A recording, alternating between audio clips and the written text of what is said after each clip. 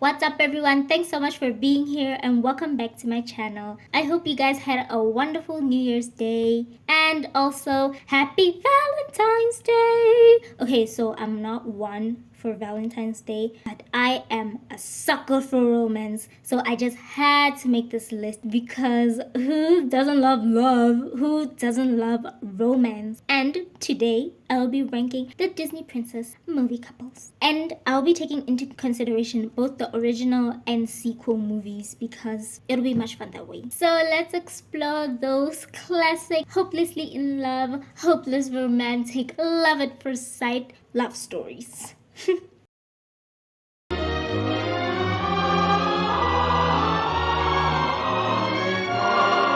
Starting our list at number 10, we have Snow White and Prince Florian. We all know why they're lost. No character development, very little interaction, rushed relationship. Yes, they have a song or whatever, and we are all suckers. Okay, maybe not all, but we love the classic Disney love song. But they just didn't have that much chemistry. Their love story is based on physical attraction rather than emotional connection. And I don't get why people defend Prince Florian and say that, oh, we don't give him enough credit because he didn't know that Snow White was a princess and da da da da da. But guys, even so, they still didn't have an amazing love story. It wasn't filled with emotional, meaningful depth.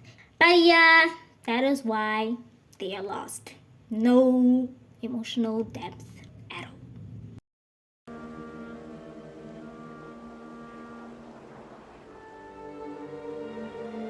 At number 9, we have Pocahontas and John Smith. So this one is a bit tricky because I cannot separate it from the real life events and its cultural inaccuracies. But as a kid, before I knew everything, I really liked John and Pocahontas. They went out of each other's way to learn each other's culture and stuff. You know how John learned to value the earth through colors of the wind. And I was just a sucker for that kiss. Guys, that kiss I think was like the most romantic thing I ever saw as a kid. I don't know, it was just so romantic. But yeah, because of the inaccuracies and the inappropriateness, it just rubs me the wrong way now. It was romantic while it lasted. But yeah, that is why they are number 9.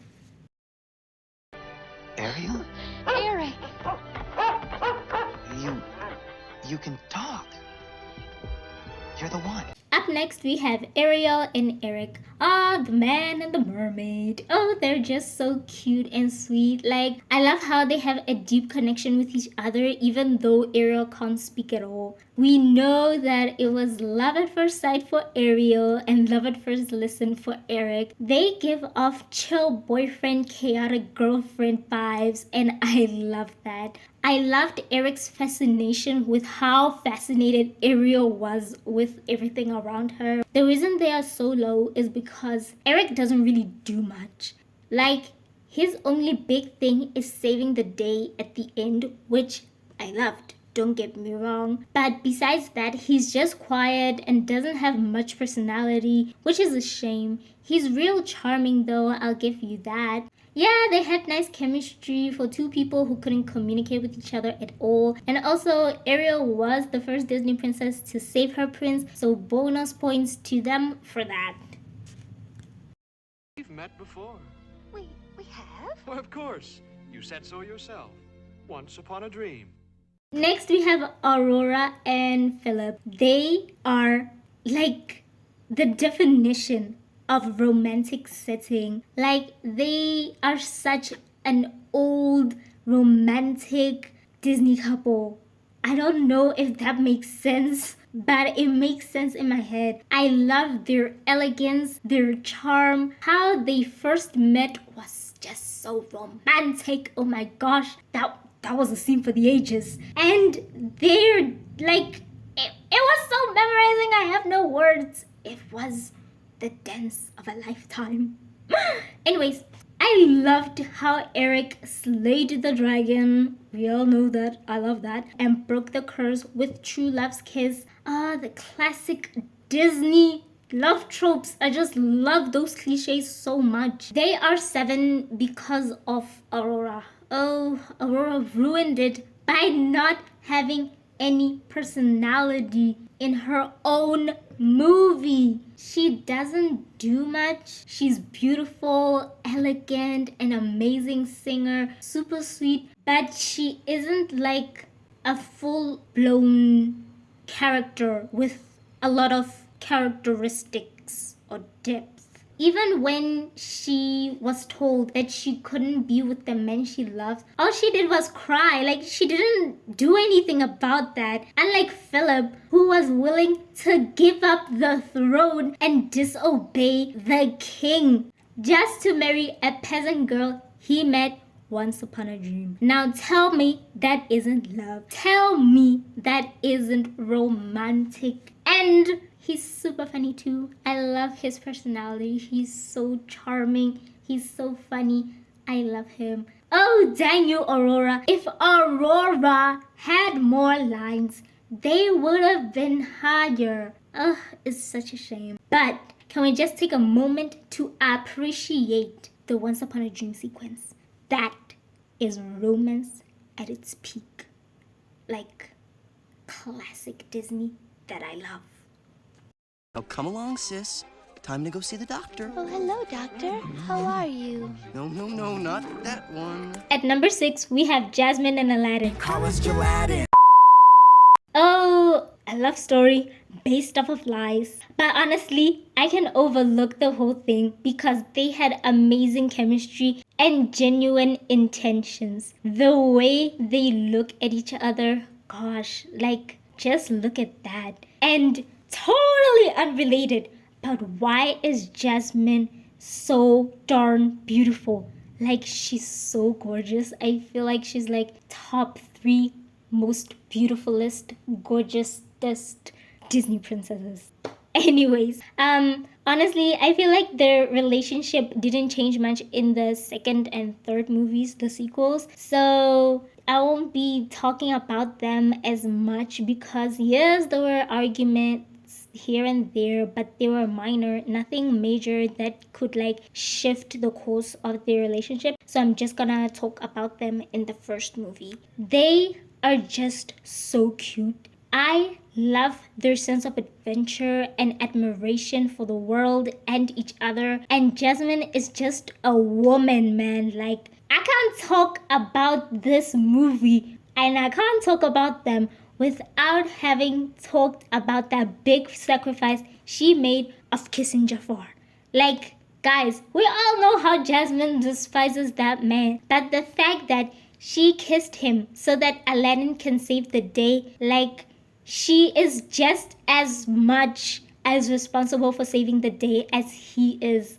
Man, I just love their teamwork. They are just something else. But obviously, I didn't love the lying. I think Aladdin shouldn't have assumed that Jasmine is that shallow. Yes, I could see how the Sultan wouldn't allow it, but I feel like Jasmine was kind of interested in Aladdin from the get-go. And just like how she did, like eventually at the end, she would have loved him anyways without him pretending to be a prince. But nonetheless, they're so cute. I love them so much. I love their interactions and I love their chemistry. They're just top tier. Never was a story of more woe than this of Juliet and her Romeo.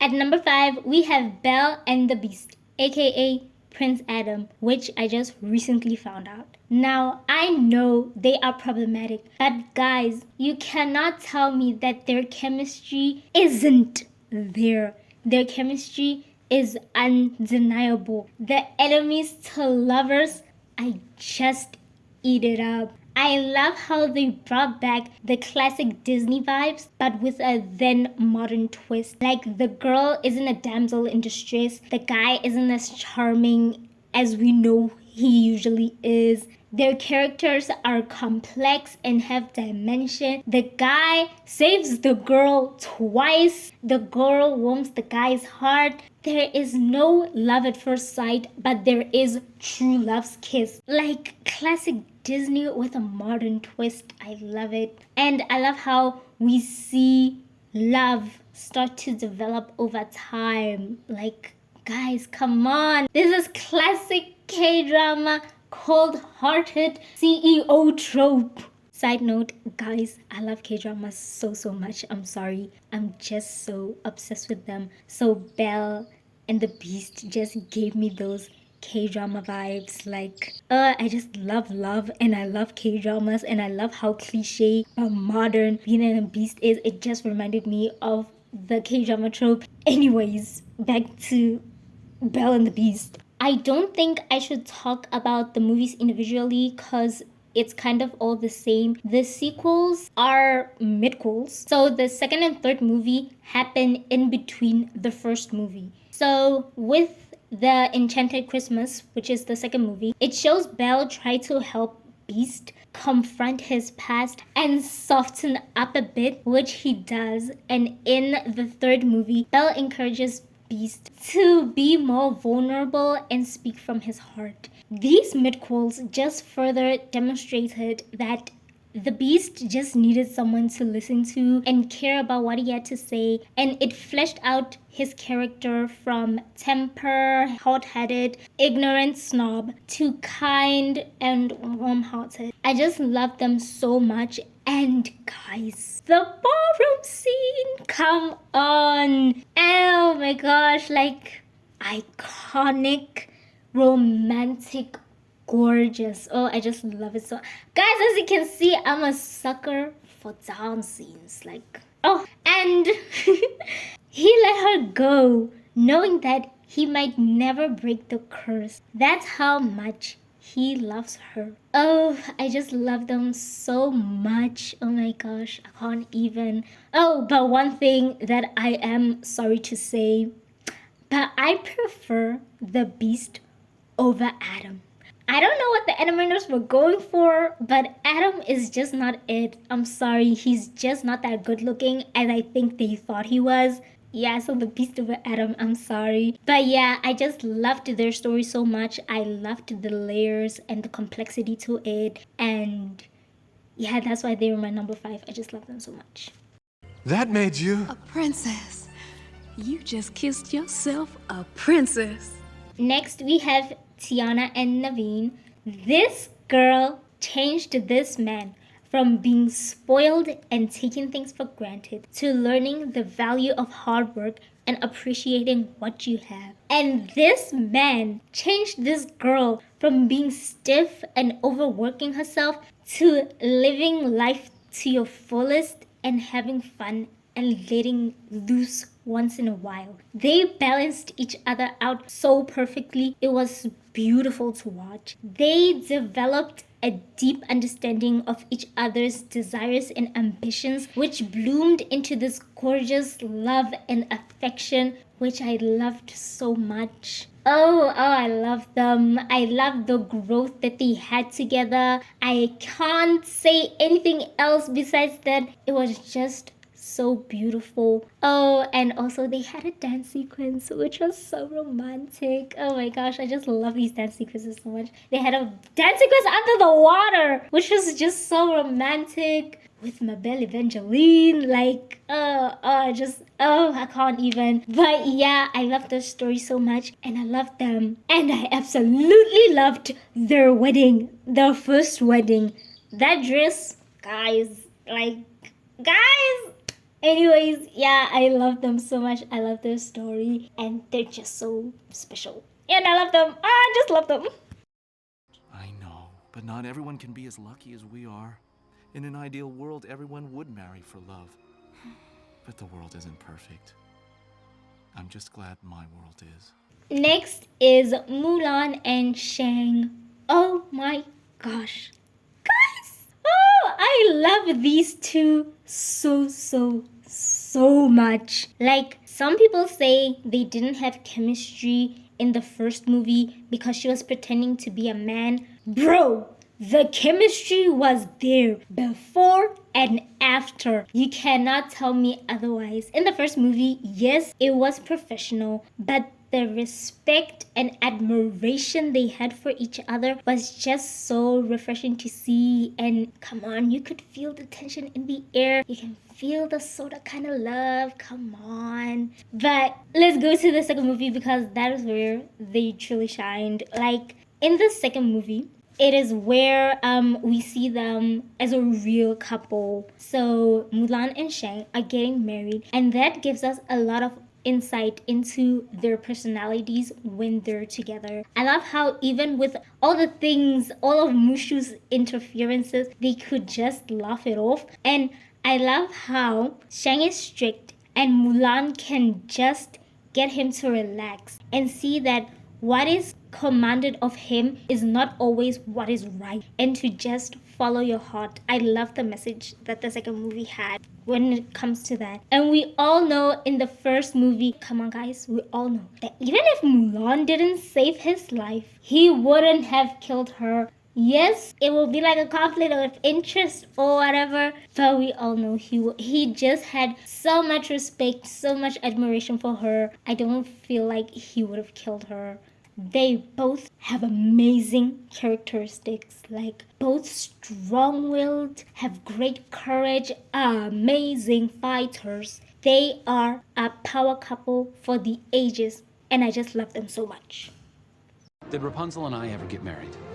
Well, I'm pleased to tell you that after years and years of asking and asking and asking, Our runner-ups are Rapunzel and Flynn Rider, aka Eugene. Before I start with them, I'm just gonna say they had a sequel series and not a sequel movie, so I won't be taking it into consideration when talking about them. I'm just gonna be focusing on the movie. Okay. Oh my gosh, guys. We all know the meme. We all know the meme. Rapunzel, so chaotic, so dramatic, and just full of innocence and light and good. And Flynn, or should I say Eugene?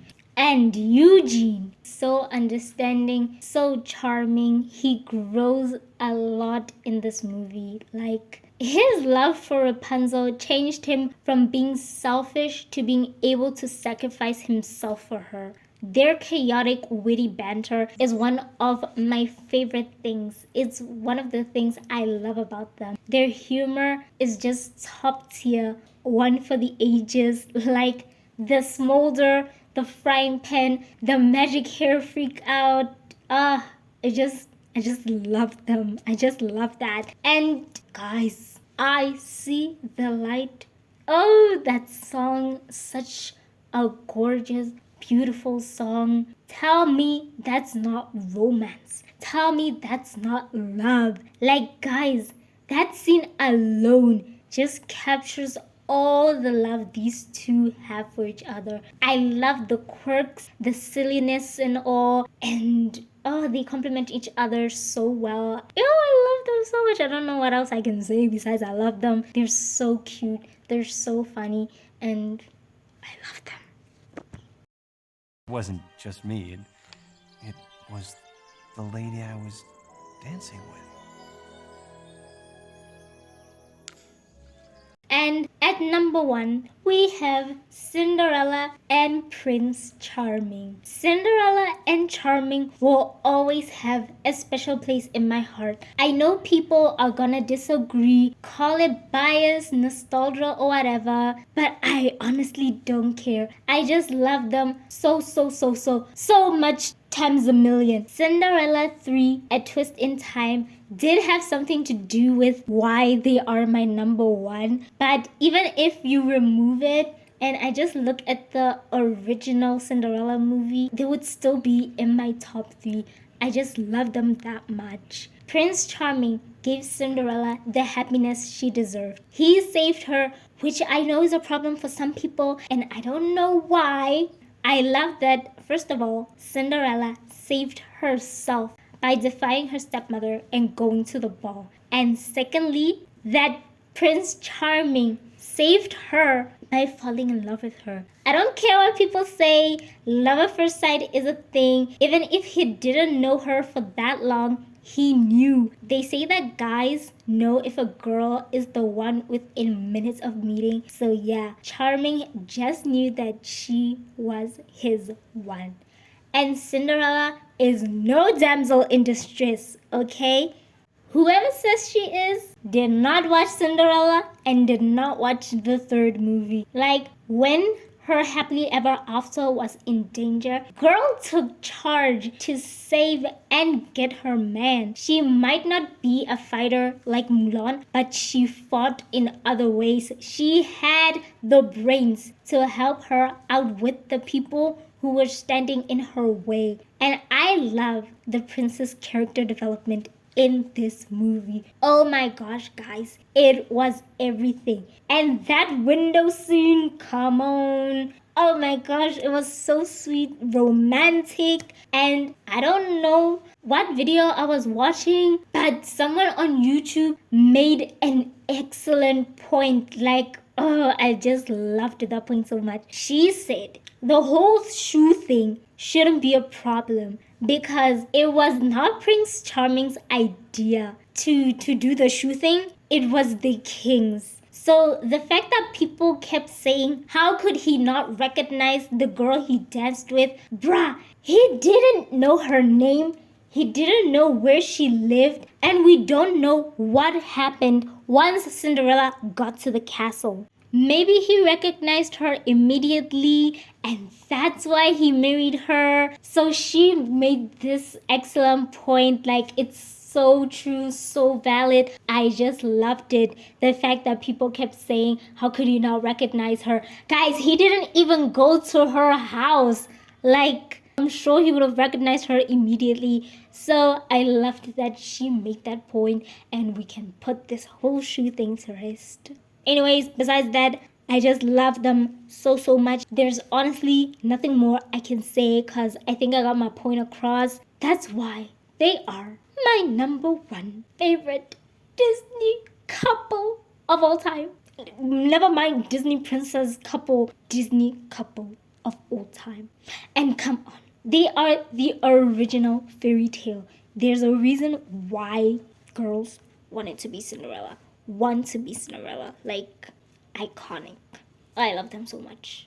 Ugh. Thank you guys so much for watching. Please let me know in the comments down below who your favorite Disney princess couple is. I just love love. And I wasn't expecting to repeat love so many times. I'm so sorry. But yeah, thank you guys so much for watching. And I'll see you guys next time.